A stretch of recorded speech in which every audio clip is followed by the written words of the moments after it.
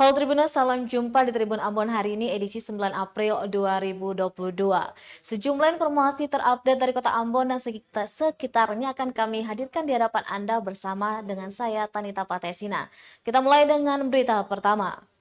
Kodam 16 Patimura buka suara soal viral calon prajurit diberhentikan jelang pelantikan.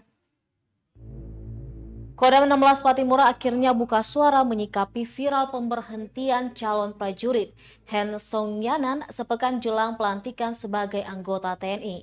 Kapendam 16 Patimura Kolonel Adi Prayogo membenarkan pemberhentian atau pemecatan itu dengan alasan dokumen kependudukannya yang digunakan untuk pendaftaran anggota TNI palsu. Dijelaskan KTP milik Hens didapat dengan cara ilegal, yakni tidak melampirkan ITAS dan ITAP sesuai dengan Undang-Undang Nomor 24 Tahun 2013 tentang perubahan atas Undang-Undang Nomor 23 Tahun 2006.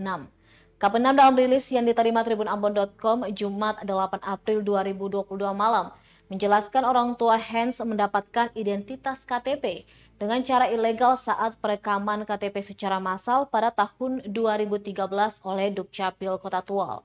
Lanjutnya temuan itu terungkap setelah ada pengaduan masyarakat soal pemalsuan itu.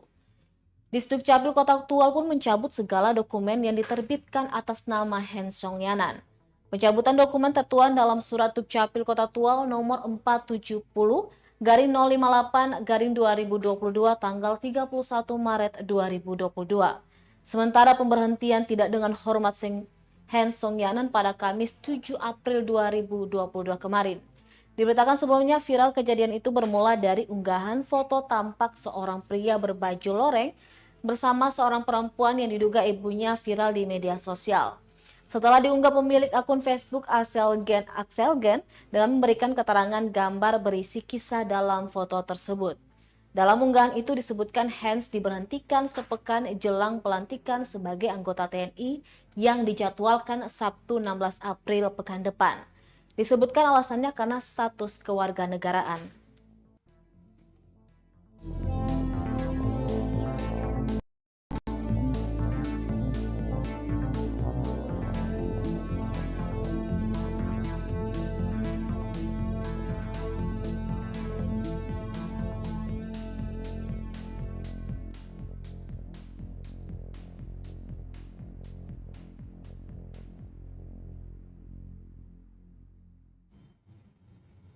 Tribuners, warga Kota Ambon bisa cetak sendiri eKTP hingga kartu keluarga di Balai Kota Ambon.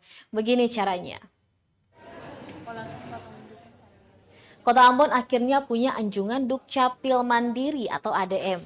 Dengan mesin ADM ini, masyarakat bisa mencetak sendiri dokumen kependudukan tanpa harus antri ke Dinas Kependudukan dan Pencatatan Sipil di Dukcapil Kota Ambon.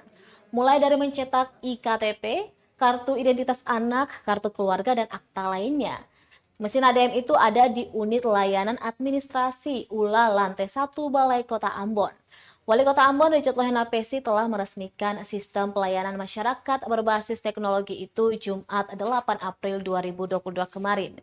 Dia berharap adanya mesin tersebut dapat memberikan pelayanan lebih baik lagi dari aspek pelayanan publik. Sementara itu, Sekretaris Kota Ambon Agus Rilimase mengatakan mesin ini bisa mencetak KTP, kartu keluarga hingga kartu identitas anak. Namun sebelum mencetak, warga harus mendaftar ke Disdukcapil untuk mendapatkan PIN, sekaligus meminta persetujuan ADB atau administrasi database yang ada di Disdukcapil.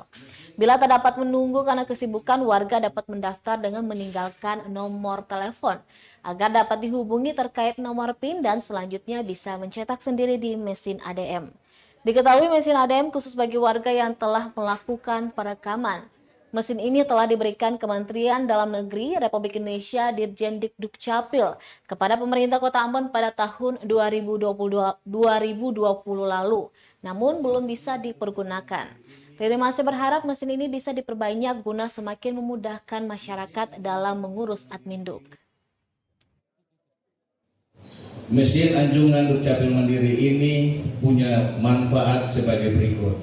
Masyarakat bisa langsung akses mencetak KTP, kartu keluarga, kartu identitas anak, dan lain-lain. Yang ada di dalam mesin ini seluruh perlengkapan yang cukup lengkap yang masyarakat bisa akses. namun harus mendapat persetujuan daripada ADB. ADB itu adalah administrator database dari Dinas Dukcapil. Jadi sebelum masyarakat mencetak dari mesin ini, masyarakat harus mendaftarkan ke Dinas Dukcapil karena akan diberikan PIN untuk dapat akses.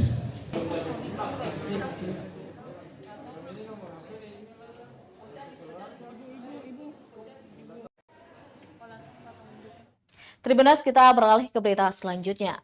Lubang di jalan utama Desa Lala menuju Kota Namlea membahayakan pengendara. Jalan berlubang di pertigaan antara Desa Namlea, Desa Lala, dan Pasar Tatanggo membahayakan pengendara jalan. Pantauan tribunambon.com, jalan utama warga Desa Lala menuju Kota Namlea dilalui begitu ramai pengendara. Hal itu pun membuat pengguna jalan harus ekstra berhati-hati setiap melintas. Keberadaan lubang itu sudah berlangsung kurang lebih 3 bulan. Namun sampai saat ini belum terlihat ada dilakukan perbaikan atau penambalan, sehingga lubang jalan itu semakin hari semakin membesar. Saat warga melintas, mereka terpaksa harus memilih melawan arus atau bagian pinggir jalan, sehingga roda kendaraan warga yang melalui jalan ini seringkali terperosok ke lubang jalan, bahkan khususnya pengendara sepeda motor sering terjatuh. Anehnya kerusakan ini sudah sejak lama namun belum ada tanda-tanda adanya perbaikan dari instansi terkait. Salah seorang pengendara Lawarin yang kerap melintasi di jalan tersebut khawatir apabila lubang di jalan ini tidak diperbaiki otomatis akan sering terjadi kecelakaan di jalan tersebut. Terkait dengan kerusakan jalan seperti ini, apa tanggapan Bapak selaku pengendara, Pak, atau pengguna jalan? Tanggapan saya yang kami sangat mengharapkan baik itu dari PU Kabupaten atau PU Provinsi, karena memang kondisi jalan aspal seperti ini, himbauan kami kalau bisa ini bercepat diperbaiki karena posisi dalam keadaan kami Kabupaten Buru karena sering terjadi kecelakaan lantaran jalan-jalan seperti begini. Jadi itu yang kami sangat harapkan, mudah-mudahan barangkali dalam jangka 1-2 hari atau 1-2 bulan dan 1-2 tahun ke depan jalan-jalan seperti ini sudah bisa diperbaiki. Itu harapan kami, baik itu dari provinsi ataupun dari daerah ini sendiri. Siap, terima kasih Pak. Sampah menggunung dan bau busuk, pedagang di Pasar Tatanggo Pulau Buru berhenti jualan. Sudah hampir seminggu sampah menumpuk di kawasan Pasar Tatanggo, Namlea, Kabupaten Buru. Aroma bau busuk yang ditimbulkan sudah mengganggu para pedagang yang berjualan di kawasan pasar itu. Bahkan sampah yang didominasi sampah rumah tangga sudah masuk di badan jalan. Hal itu membuat para pedagang mengosongkan lapaknya karena tidak tahan aroma bau sampah. Para pedagang mengaku terpaksa berhenti jualan karena tidak ada pembeli yang mau datang lantaran bau busuk dari sampah yang menumpuk di depan lapaknya. Dari pantauan tribunambon.com, Sabtu 9 April, sejumlah warga terlihat menutup mulut dan hidung setiap kali melintas di depan lokasi tersebut.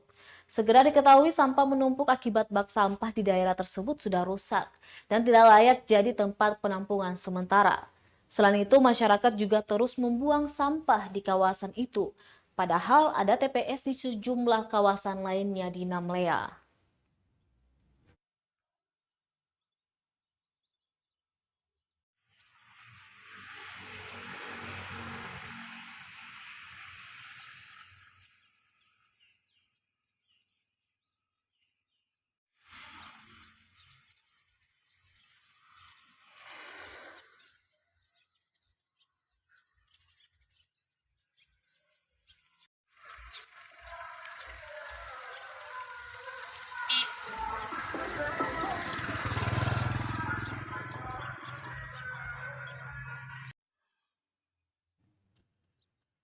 Baik Tribunas, demikianlah Tribun Ambon hari ini edisi 9 April 2022.